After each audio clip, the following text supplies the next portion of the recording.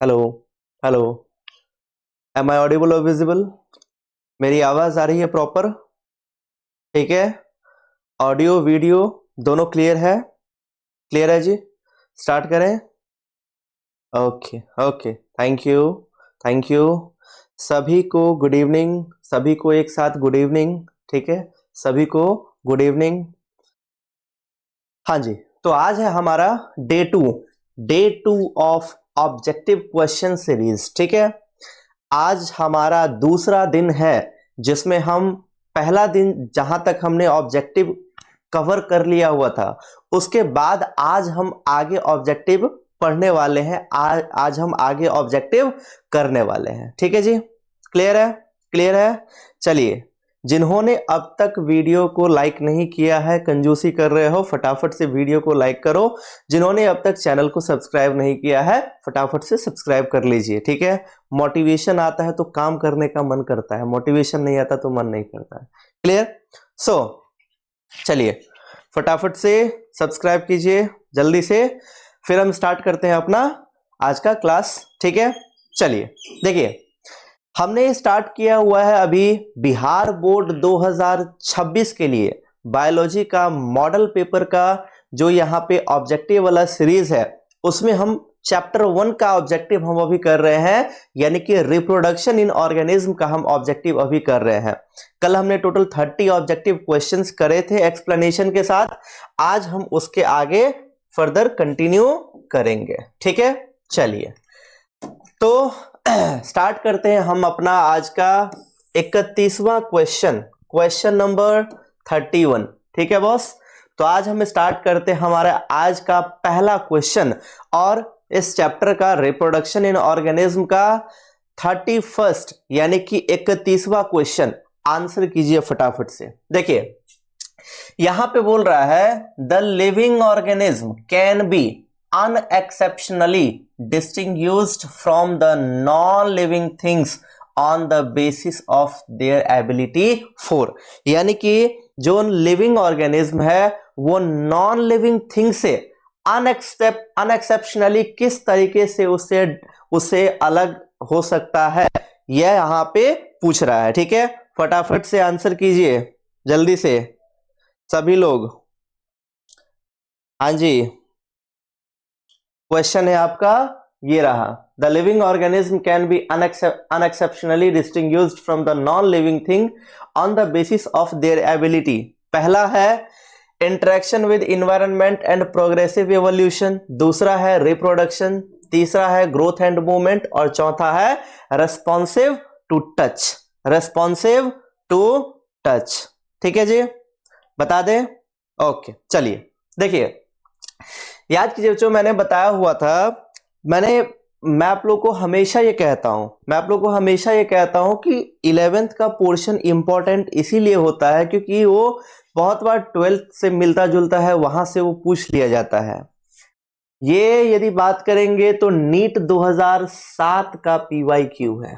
ठीक है, ये नीट 2007 का PYQ है, और बोर्ड में भी इसी तरीके के आसार है कि अब वो इसी तरीके से स्पेशली बायोलॉजी में क्वेश्चन पूछ रहा है। ठीक है, याद कीजिए क्लास 11th में मैंने आपको पढ़ाया हुआ था कि लिविंग ऑर्गेनिज्म के कैरेक्टर्स के बारे में मैंने बताया हुआ था कि एक तो होता है कैरेक्टर, ठीक है, या फिर फीचर, और दूसरा होता है डिफाइनिंग कैरेक्टर या फिर बोले तो डिफाइनिंग प्रॉपर्टी। ठीक है, जैसे एग्जांपल हम एक लेते हैं ग्रोथ का। ठीक है, जैसे हम एक एग्जांपल लेते हैं ग्रोथ का, तो ग्रोथ क्या है? लिविंग ऑर्गेनिज्म में होता है। ग्रोथ लिविंग ऑर्गेनिज्म का एक कैरेक्टर है, यस, बट क्या ये लिविंग ऑर्गेनिज्म का डिफाइनिंग प्रॉपर्टी है? डिफाइनिंग प्रॉपर्टी का मतलब होता है वो प्रॉपर्टी जिसका कोई एक्सेप्शन नहीं होता है, बट इसका तो एक्सेप्शन है। कैसे? कुछ ऐसे कपल होते हैं, इनफर्टाइल ह्यूमन कपल, म्यूल खच्चर, और एक होते हैं वर्कर बी। तो ये 3 ऐसे होते हैं जो कभी भी रिप्रोड्यूस नहीं कर सकते, कभी भी बच्चे को पैदा नहीं कर सकते हैं। तो ये तीन sorry, I am so sorry, मैं वहां पर चला गया। देखिए, यदि हम ग्रोथ की बात करेंगे तो ग्रोथ लिविंग ऑर्गेनिज्म का एक कैरेक्टर है, ये बात तो सच है, बट इसका एक्सेप्शन है। जैसे माउंटेन, माउंटेन है तो नॉन लिविंग, लेकिन उसमें भी ग्रोथ होता है। और किस प्रकार का ग्रोथ देखने को मिलता है? Extrinsic growth.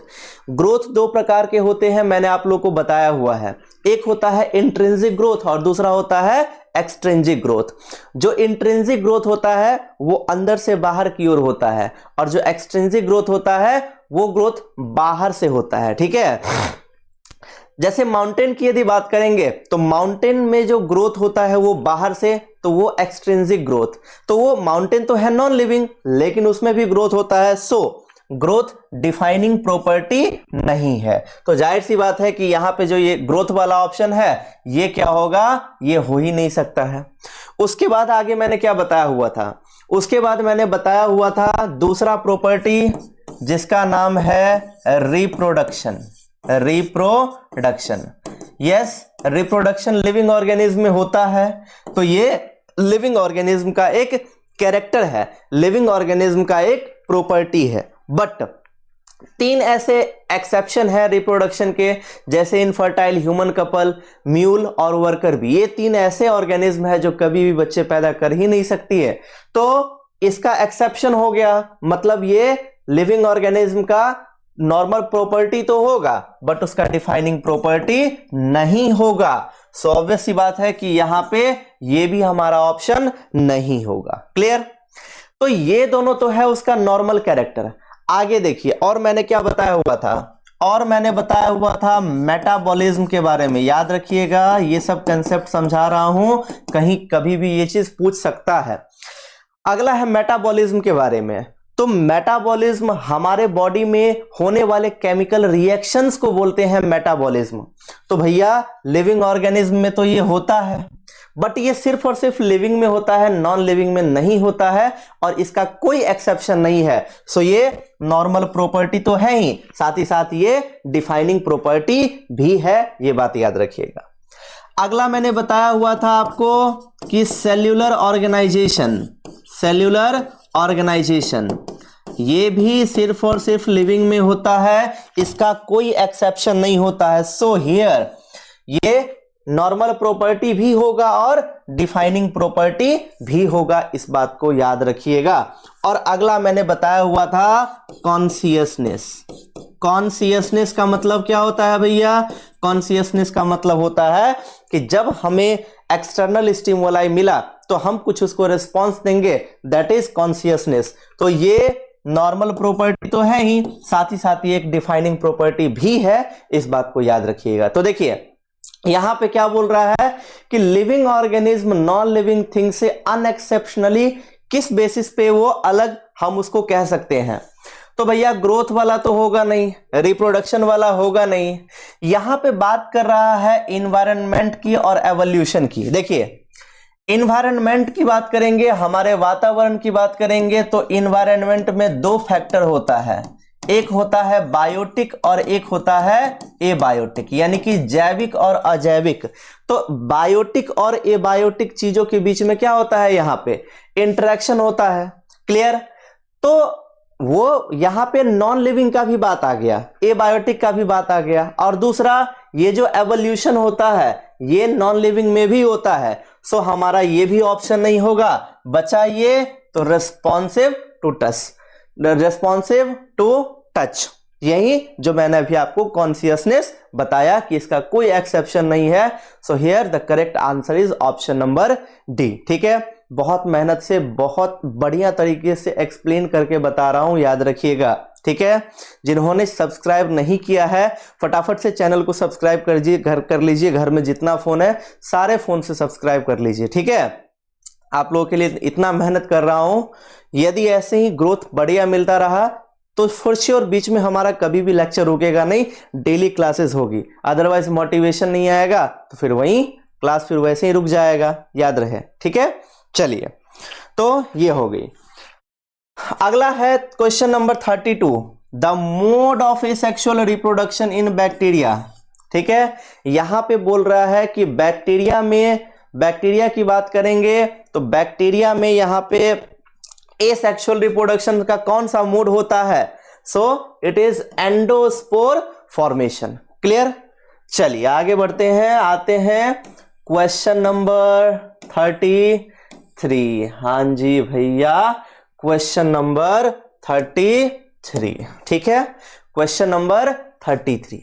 अब देखिए यहां पे क्या बोल रहा है, यहां पे बोल रहा है वेजिटेटिव प्रोपागेशन बाय लीफ। याद कीजिए, लीफ बड इन ब्रायोफिलम मैंने बताया हुआ था ना। So here the correct answer is option number C. Clear? अगला, somaclonal variation appears in plant। याद कीजिए मैंने पढ़ाया हुआ था माइक्रो प्रोपागेशन वाला, टिश्यू कल्चर वाला। उसमें क्या होता है कि प्लांट के सेल या फिर टिश्यू को लेकर ही नए प्लांट को डेवलप करवाया, तो उसके द्वारा जो प्लांट हमें मिलते हैं वो सोमा क्लोनल एक जैसे मिलते हैं। So here the answer is option number C. ठीक है, ठीक है बॉस, यहां तक क्लियर है? ओके, चलिए अगला बताइए। अगला है वेजिटेटिव प्रोपागेशन मिंट में किसके द्वारा होता है?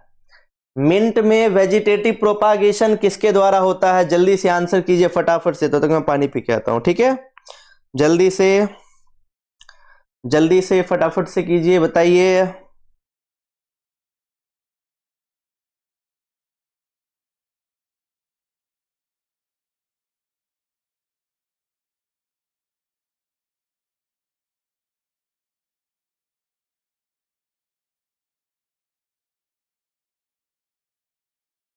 हाँ जी, हो गया। सो वेजिटेटिव प्रोपागेशन मिंट में किसके द्वारा होता है भैया? तो वो शक्कर के द्वारा होता है। ठीक है, क्लियर? चलिए आगे आइए, question number 36। Nuclear membrane is absent in. Nuclear membrane इनमें से किसमें एब्सेंट होता है? Class 11th biological classification. क्या वहां पे मैंने पढ़ाया हुआ था? वहां पे मैंने पढ़ाया हुआ था कि 5 किंगडम क्लासिफिकेशन दिया गया था आर.एच. व्हिटेकर सर के द्वारा, मोनेरा, प्रोटिस्टा, फंगी, प्लांटी और एनिमेलिया। ठीक है, जिसमें मैंने बताया हुआ था कि जो प्रोटिस्टा है, ये प्रोटिस्टा क्या है भैया? यूकैरियोट। ये प्लांटी क्या है? यूकैरियोट। ये फंगी क्या है? यूकैरियोट। और मोनेरा की यदि बात करेंगे भाई साहब, तो मोनेरा क्या होता है? मोनेरा होता है प्रोकैरियोट। आज जो प्रोकैरियोट होते हैं उनके पास क्या होता है? उनके पास न्यूक्लियस एब्सेंट होता है। तो जब न्यूक्लियस एब्सेंट है तो जाहिर सी बात है कि वहां पे न्यूक्लियर मेम्ब्रेन भी एब्सेंट होगा। सो आपको जाहिर सी बात है कि आंसर सामने में दिख गया होगा, ऑप्शन नंबर ए, मोनेरा। ठीक है, क्लियर है जी? चलिए आगे बढ़ते हैं, हम आगे बढ़ते हैं। हाँ ओके, आइए अगला है यहां पे चलिए फटाफट से आंसर कीजिए। Micro propagation is a technique. Micro propagation is a technique. Micro propagation ऐसी टेक्निक है जिसके द्वारा सोमा क्लोनल प्लांट का प्रोडक्शन किया जाता है। क्लियर? क्लियर है बॉस यहां तक? चलिए, वेजिटेटिव प्रोपागेशन इन पिस्टिया, फटाफट से आंसर कीजिए। Vegetative propagation is in pistia, जल्दी से आंसर कीजिए, और भी सारा चैप्टर है। ठीक है, जल्दी फटाफट से। वेजिटेटिव प्रोपागेशन इन पिस्टिया, पिस्टिया में किसके द्वारा वेजिटेटिव प्रोपागेशन होता है भैया? तो वो ऑफसेट के द्वारा होता है। ठीक है, वो होता है ऑफसेट के द्वारा। क्लियर? यहां पे बोल रहा है अगला क्वेश्चन, जितना यहां पे फॉलोइंग नीचे जितना पेयर दिया गया है उसमें से एक गलत है जबकि 3 सही है। ठीक है, जबकि 3 सही है, तो गलत कौन सा है? ब्रायोफिलम इन लीफ बड सही है, एग बुलबिल इन एगेव सही है, कोनिडिया इन पेनिसिलियम ये भी सही है। बचा क्या? Water hyacinth runner. तो वाटर हाइसिंथ में मैंने क्या बताया हुआ था? Offset in water hyacinth. So here ये वाला गलत है, सो हमारा आंसर क्या हो जाएगा, आंसर हो जाएगा हमारा ऑप्शन नंबर डी। ठीक है, अगला क्या है भैया, the eyes of the potato tubers are, potato tubers का आई कैसा होता है, वो होता है एक्सिलियरी बड। ठीक है, चलिए अगला आते हैं हम, अगला आते हैं क्वेश्चन नंबर 41। क्वेश्चन नंबर 41 फटाफट से, यहीं से आने वाला है थ्योरी में, यहीं से आने वाला है 70 में 70 नंबर। ठीक है, थ्योरी में यहीं से आपको आएगा 70 में 70 नंबर, इसी क्लास से आएगा और इसी टीचर से आएगा, आप ये बात याद रखिएगा। यदि आप ईमानदारी पूर्वक बढ़िया से पढ़ रहे हैं तो, यदि आप ईमानदारी से नहीं पढ़ रहे हैं, प्रॉपर आप टेस्ट नहीं दे रहे हैं, तो 70 में इस 7 को हटा दीजिए, बचा कितना, तो बचता है 0। क्लियर? तो यदि आप बेईमानी से पढ़िएगा तो इतना भी आ सकता है, और ईमानदारी से पढ़िएगा तो ये भी आ सकता है, कोई बड़का बात नहीं है, बिहार बोर्ड है। ठीक है, चलिए अगला आइए, अगला आइए, in grafting the portion to be grafted to the main part is called, यानी कि ग्राफ्टिंग में मैंने क्या बताया हुआ था, ग्राफ्टिंग में मैंने बताया हुआ था कि प्लांट के किसी एक पार्ट को काटकर दूसरे पार्ट में लगाया जाता है, तो उस पार्ट को क्या बोलते हैं भैया, तो उस पार्ट को बोलते हैं सियॉन। क्या बोलते हैं, उस पार्ट को बोलते हैं सियॉन। ठीक है, अब देखिए यहां पे इस वाले क्वेश्चन को बताइए, बनाना में वेजिटेटिव प्रोपागेशन किसके द्वारा होता है। ठीक है, बनाना में वेजिटेटिव प्रोपागेशन किसके द्वारा होता है, चलिए इसका आंसर कीजिए फटाफट से, फटाफट से। बनाना में वेजिटेटिव प्रोपागेशन किसके द्वारा होता है, जल्दी से देखिए, जल्दी से देखिए। हालांकि प्राइमरी जो होता है वो यही होता है राइजोम, समटाइम्स कभी कभार किसी किसी में शक्कर होता है, बट मेनली जो होता है वो राइजोम ही होता है। सो आपका जो आंसर होगा वो होगा राइजोम, यानी कि केला जो होता है, केले के पौधे में जो वेजिटेटिव प्रोपागेशन होता है वो राइजोम के द्वारा होता है, इस बात को आप याद रखिएगा। क्लियर है यहां तक, क्लियर है यहां तक, चले आगे बढ़े। ओके, अगला है सेक्सुअल रिप्रोडक्शन इनमें से किस में नहीं होता है, तो भैया एगो नॉस्टॉक भैया है जिनमें सेक्सुअल रिप्रोडक्शन नहीं होता है। ठीक है, अब आते हैं हम क्वेश्चन नंबर 44 पे। ठीक, क्वेश्चन नंबर आते हैं हम 44 पे। चलिए देखिए यहां पे क्या बोल रहे हैं ये भाई साहब question, which of the following produces once in a lifetime, मतलब कि इनमें से कौन से ऐसे हैं जो अपने जीवन काल में सिर्फ एक ही बार प्रोड्यूस करते हैं।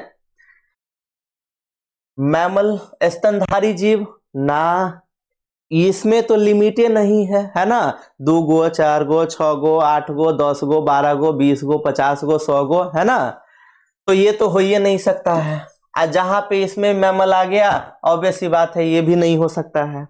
ये भी आपने देखा होगा यहाँ पे कि साले साले हमें क्या देखने को मिलता है, साले साले हमें सेम प्लांट से हमें हर साल क्या मिलता है, हमें फल मिलता है ये वाला, तो जाहिर सी बात है कि ये तीनों हट गया। अब बचा ई वाला, तो तुक्का मार के या तो इसे टिक कर दो, या फिर आपको मैंने पढ़ाया भी हुआ है कि बैम्बू स्पीशीज जो होता है वो 50 से 100 साल में एक बार फ्लावरिंग करता है। ठीक है, लाइफ टाइम में पूरे जीवन काल में सिर्फ एक ही बार फ्लावरिंग करता है। साथ ही साथ एक पैसिफिक सैल्मन फिश भी है, ये भी क्या करता है, सिर्फ एक ही बार अपने आप को प्रोड्यूस करता है। So here the correct option is correct answer is option number A. ठीक है, चलिए अगला है, ओनियन में प्रोपागेशन किसके द्वारा होता है भैया, तो बल्ब के द्वारा होता है। अगला है आइसोगैमीट्स आर, आइसोगैमीट्स हमें इनमें से किस में देखने को मिलता है। ठीक है, देखिए आइसोगैमीट का मतलब क्या होता है, गैमीट का 2 टाइप मैंने आप लोगों को पढ़ाया हुआ था, एक होता है आइसोगैमीट, हालांकि 3 टाइप पढ़ाए हुए थे, यहाँ पे आप इस 2 को मेनली याद रखिए, एक होता है आइसोगैमीट और एक होता है एन आइसोगैमीट। ठीक है। अब ये जो आइसोगैमीट है ना, इसी का नाम होता है होमोगैमीट। ठीक है भैया, इसी का नाम होता है होमोगैमीट, इसी का नाम होता है हेटेरोगैमीट। क्लियर। अब होमो का मतलब सेम, हेट्रो का मतलब अलग अलग। तो ये कहते किसको है, जब हम मेल और फीमेल गैमीट में अंतर स्पष्ट नहीं कर पाए, यानी कि दिखने में बिल्कुल सेम सेम लगे, आइसोगैमीट। और एन आइसोगैमीट, जिसमें हम आसानी से दोनों के बीच में अंतर स्पष्ट कर ले, दैट इज एन आइसोगैमीट या फिर हेटेरोगैमीट। ठीक है। तो यहां पे जो बोल रहा है कि आइसोगैमीट किन में देखने को मिलता है, तो भैया फ्रॉग में भी नहीं, फ्यूकस में भी नहीं, बर्ड में भी नहीं, बचा Cladophora. So here the answer number D is correct. ठीक है, चलिए आगे। अगला है, फटाफट आइए यहां पे बोल रहा है जल्दी से। ठीक है, जल्दी से, फिर जल्दी से बताइए इसका answer. Question number 47 parthenogenesis term कौन दिए हुए थे, तो ये ओवेन अंकल दिए हुए थे। ठीक है, so here answer option number B is correct. उसके बाद है which type of binary fission occurs in paramecium, paramecium में किस प्रकार का बाइनरी फिजन होता है। मैंने पढ़ाया हुआ था आप लोगों को कि बाइनरी फिजन जो होता है ना, ये 4 प्रकार का होता है। नॉर्मली यदि फिजन हो रहा है तो वो होता है सिंपल बाइनरी फिजन। दूसरा होता है ट्रांसवर्स, यदि इस तरीके से टूट रहा है तो इसको बोलते हैं ट्रांसवर्स। लॉन्गिट्यूडनल मतलब कि इस तरीके से, ऑब्लिक मतलब कि टेढ़ा तरीके से। तो जो पैरामीशियम है, पैरामीशियम जो टूटता है वो इस तरीके से टूटता है। So here answer is, sorry, ये जो पैरामीशियम है ये इसमें इस तरीके से टूटता है, तो हमारा आंसर यहां पे क्या होगा, ट्रांसवर्स बाइनरी फिजन। ये बात आप यहां पे याद रखिएगा। ठीक है, चलिए अगला क्वेश्चन पे आते हैं। अगला क्वेश्चन है हमारा क्वेश्चन नंबर 49। क्वेश्चन नंबर है हमारा यहां पे 49। ये क्या बोल रहा है भैया, जब मेल फीमेल से दिखने में अलग दिखाई दे तब इसको क्या बोलते हैं, तब इसको बोलते हैं क्या हर्माफ्रोडाइट मतलब बाइसेक्सुअल, नो। क्या हेट्रोगेमी, नो। क्या होमोगेमी, नो, क्योंकि ये दोनों तो इंटरनल बात है, और ये तो यहां पे बोल रहा है बाइसेक्सुअल, द्विलिंगी वाला। बचा क्या, तो यहां पे sexual dimorphism. So here option number B is correct. Clear है, क्लियर है बॉस। चलिए अगला है, which one of the following animal is ovoviviparous. कल ही मैंने आप लोगों को बताया हुआ था कि प्लेस ऑफ जाइगोट के अकॉर्डिंग, कल ही मैंने बताया हुआ था कि प्लेस ऑफ जाइगोट के अकॉर्डिंग एनिमल्स को 3 भागों में बांटा जाता है, oviparous, viviparous and ovoviviparous. Oviparous जो एग देती है, विविपेरस जो डायरेक्ट बच्चे को जन्म देती है, और ओवोविविपेरस जिसमें फीमेल के बॉडी में पहले एग बनता है, वो एग फीमेल के बॉडी के अंदर ही टूट जाता है और टूट करके वो डायरेक्ट बच्चे के रूप में निकलता है। सो यहाँ पे ओवोविविपेरस। तो ओवोविविपेरस इनमें से कौन सा है, तो वो है यहाँ पे rattlesnake. So here option number C is correct. ठीक है, ठीक है जी, क्लियर है, क्लियर है, आगे बढ़े। चलिए ठीक है, देखो आप लोग भी जब जैसे यहाँ पे अभी जो क्लास चल रहा है, तो आप लोग यहाँ पे ऑप्शंस जो है, जैसे मैं यहाँ पे पूछ रहा हूँ कि क्या ऑप्शन होगा, तो आप भी वहां पे कमेंट करते रहो।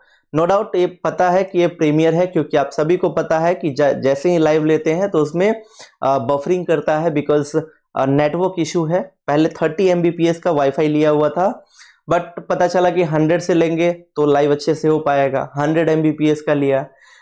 उसके बाद भैया कंपनी तक चेंज कर दिया, लेकिन कुछ भी नहीं हो रहा है, क्योंकि गांव घर वाला एरिया है तो उतना स्पीड नहीं दे रहा है। इसीलिए हमने प्रीमियर कर दिया है, जिससे कि आपको बिल्कुल लाइव लगेगा। ठीक है, और आप बिल्कुल टाइम पे ही पढ़ाई करोगे, शाम को 6:30 बजे। ठीक है, बट ये मत समझना कि प्रीमियर है तो हम कमेंट नहीं करेंगे। जो क्वेश्चन मैं यहाँ पे पूछ रहा हूँ आप वहां पे कमेंट करते रहना, जिससे कि मुझे पता चलेगा कि हाँ ये बच्चे यहाँ पे देख रहे हैं, और मुझे लगेगा कि हाँ कौन सही आंसर कर रहा है, कोई कौन गलत आंसर कर रहा है। जहां पे मुझे लगेगा कुछ, वहां पे मैं कमेंट में भी आपको बता दूंगा, ठीक है। और यदि कुछ डाउट बड़ा होगा तो वो अगले क्लास में मैं आपको क्लियर कवर कर दूंगा, ठीक है। क्लियर, चलिए। सो अगला क्वेश्चन है, वेजिटेटिव प्रोपागेशन जिंजर में किसके द्वारा होता है? तो ऑल टाइम आपको पता ही है, ये बात बहुत फेमस है ऑब्जेक्टिव, राइजोम। राइजोम इन जिंजर बहुत बार पढ़ा दिए हुए हैं, है ना, rhizome in ginger. Which one of the following plant is monoecious? कौन सा ऐसा प्लांट है जो कि मोनोसियस है, यानी कि बाइसेक्सुअल है, ठीक है ना जी। यहां पे बोल रहा है कौन सा ऐसा प्लांट है जो कि मोनोसियस या फिर बोले तो बाइसेक्सुअल है, ठीक है। तो आंसर कीजिए। क्वेश्चन नंबर यहां पे है 52, क्वेश्चन नंबर है 52, ठीक है। तो बताया भी हुआ था मैंने आपको, पढ़ाया भी हुआ है, डेट पाम, ठीक।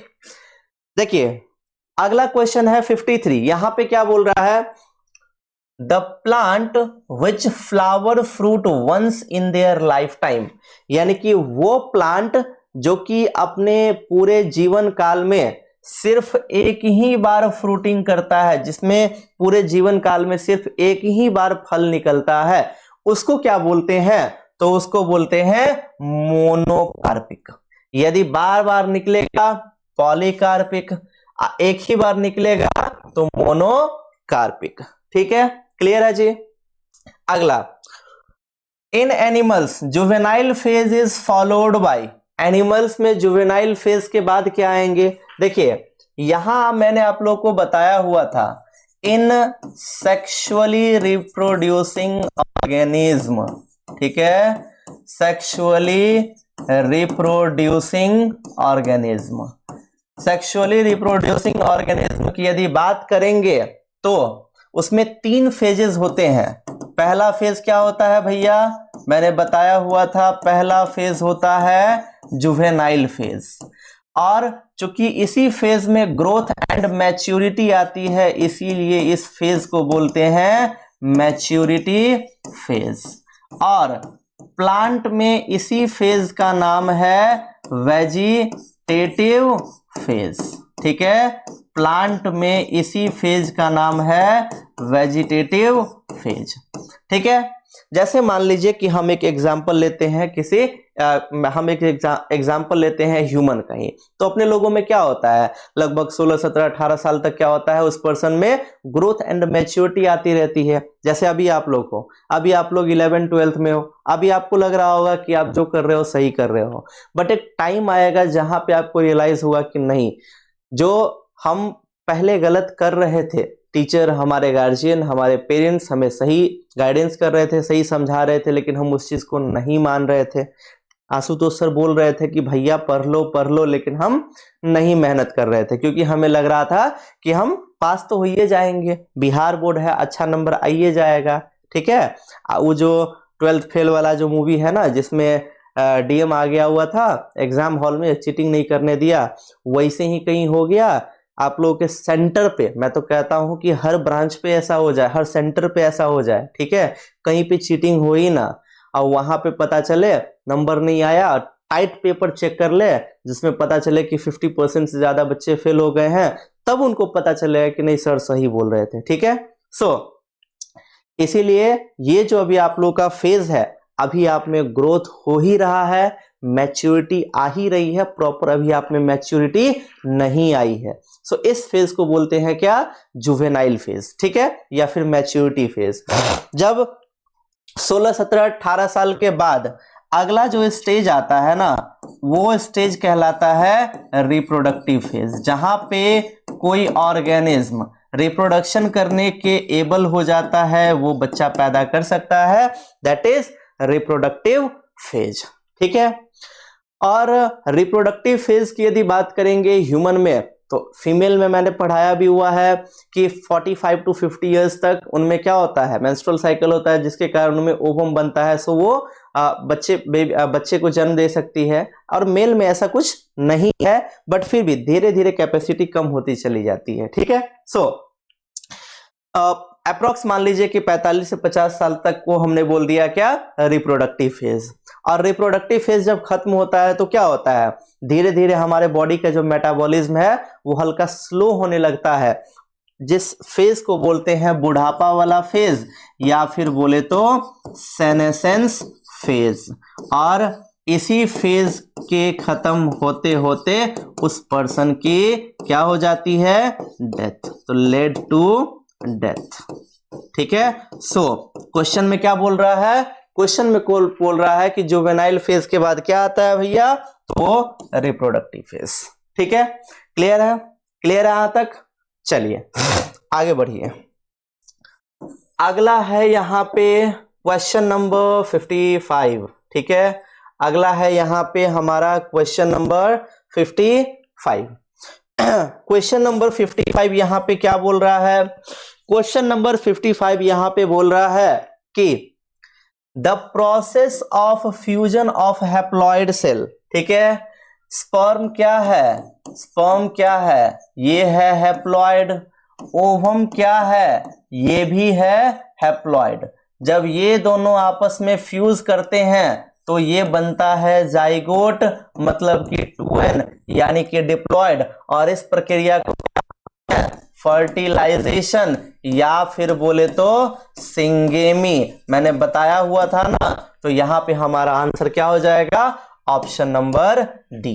ठीक है, यहां पे हमारा ऑप्शन नंबर डी हो जाएगा यहां पे आंसर। ठीक है, आगे what is the maximum age of parrot, यानी कि यहां पे बोल रहा है कि पैरट का लाइफ स्पैन कितना होता है, तोता का लाइफ स्पैन कितना होता है। ये क्वेश्चन ये क्वेश्चन मैंने पिछले क्लास में आपको बताया भी हुआ था कि पैरट का जो लाइफ स्पैन होता है वो लगभग 140 इयर्स होता है, यानी कि 140 साल तक एवरेज इसका लाइफ स्पैन होता है। ये बात याद रखिएगा। ठीक है जी, क्लियर। चलिए अगला, When two gametes are similar in appearance, जब दो गैमीट दिखने में बिल्कुल सेम होंगे, अभी मैंने समझाया ना कि उनको क्या बोलते हैं, उनको बोलते हैं आइसोगैमीट या फिर बोले तो होमोगैमीट। ठीक है, clear. So here option number A is correct. अगला आइए, अगला क्वेश्चन है यहां पे, अगला जो यहां पे क्वेश्चन है वो है हमारा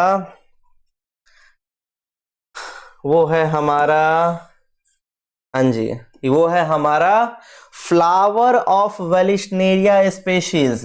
वेलिशनेरिया स्पेशीज के जो फ्लावर होते हैं वो कैसे होते हैं, वो यहां पे बोल रहा है। एनीमोफिलस, यानी कि पॉलिनेशन जो यहां पे होता है वो एयर के द्वारा होता है। ठीक है, एंटोमोफिलस, पॉलिनेशन जो होता है वो यहां पे इंसेक्ट के द्वारा होता है। हाइड्रोफिलस, पॉलिनेशन जो होता है वो वाटर के द्वारा होता है। जूफिलस, पॉलिनेशन जो होता है वो इन एनिमल्स के द्वारा होता है। ठीक है, तो वेलिशनेरिया स्पीशीज के जो फ्लावर हैं इनमें पॉलिनेशन पानी के द्वारा होता है। So here the option number C is correct. ठीक है, क्लियर है। चलिए अगला बोल रहा है कि chromosome number in meiocyte of drosophila, पूरा नाम ड्रोसोफिला मेलानोगैस्टर, जिसका कॉमन नाम है फ्रूट फ्लाई। तो फ्रूट फ्लाई के मियोसाइट में क्रोमोसोम नंबर कितना होता है, तो ये होता है 4। So option number B, clear. अगला है बैम्बू स्पेशीज फ्लावर्स, यानी कि बांस के जो प्रजाति होते हैं वो कब फ्लावरिंग करते हैं। एवरी ईयर, हर साल बांस में फ्लावरिंग होता है। No. Twice in 50 to 100 years, no. 50 to 100 years में सिर्फ एक ही बार, ओनली वंस, उनके पूरे लाइफ टाइम में। वंस इन 12 ईयर्स, नो, क्योंकि ये मैंने बताया हुआ था कि वंस इन 12 ईयर्स का एग्जाम्पल नीला कुरंजी, ठीक है, सॉरी स्ट्रॉबिलेंथस कुंथियाना, जिनका दूसरा नाम था नीला कुरंजी। सो बैम्बू स्पेशीज जो होते हैं वो पूरे लाइफ टाइम में सिर्फ एक ही बार फ्लावरिंग करते हैं, वो भी 50 से 100 साल आने के बाद। ठीक है, so here option number A is correct. और ये रहा आपका चैप्टर 1 रिप्रोडक्शन इन ऑर्गेनिज्म का सारा ऑब्जेक्टिव क्वेश्चन। ठीक है, जो हमारा अगला क्लास होगा उसमें हम स्टार्ट करेंगे sexual reproduction in flowering plant, और बहुत ही सुंदर तरीके से, बहुत ही बढ़िया तरीके से उस चैप्टर के भी क्वेश्चन को बढ़िया कंसेप्ट के साथ, ठीक है, समझेंगे। कोई बात नहीं, डरने की जरूरत नहीं है, मैं हूं, बहुत अच्छा आपका एग्जाम जाएगा, ट्रस्ट रखो मेरे पे। जितना मैं बोल दूं उतना आप बस कर लो, काफी है, उससे बाहर आपको कुछ भी नहीं करना पड़ेगा। ठीक है, ऑब्जेक्टिव मैं करवा रहा हूं टाइम टू टाइम, आप ऑब्जेक्टिव प्रॉपर बढ़िया ढंग से कर लो। सब्जेक्टिव करवाऊंगा, सब्जेक्टिव कर लेना। एनसीईआरटी अंडरलाइन करवाऊंगा, एनसीईआरटी अंडरलाइन कर लेना, लेकिन भैया ईमानदारी के साथ। ठीक है, बेईमानी करोगे पढ़ाई में तो अब नहीं होगा, ईमानदारी यहाँ पे दिखाना पड़ेगा। हम भी इतना मेहनत कर रहे हैं, तुमको भी करना पड़ेगा, तभी अच्छा नंबर आएगा। ठीक है, चलिए, ओके। सो जिनके पास ये वाला, मैंने अभी भी रिपीट कर दे रहा हूं, जो मेरे ऑफलाइन क्लास के स्टूडेंट हैं उनके पास तो ये होगा ही। जो ऑनलाइन क्लास वाले स्टूडेंट हैं या फिर जो जिनका मेरे से ऑफलाइन इंटरेक्शन नहीं हुआ है, यदि उनको ये गेस्ट पेपर चाहिए तो आप मेरे से व्हाट्सएप, फेसबुक, इंस्टाग्राम या फिर किसी भी चीज के थ्रू आप मेरे से कांटेक्ट कीजिए, मैं आपको भिजवा दूंगा। ठीक है, चलिए, तब तक के लिए बाय बाय, गुड नाइट, शुभ रात्रि। मिलते हैं अपने अगले क्लास में नए अंदाज, नए चैप्टर के साथ, sexual reproduction in flowering plant. तब तक फटाफट से चैनल को सब्सक्राइब कर लीजिए। ठीक है, बाय बाय गाइस।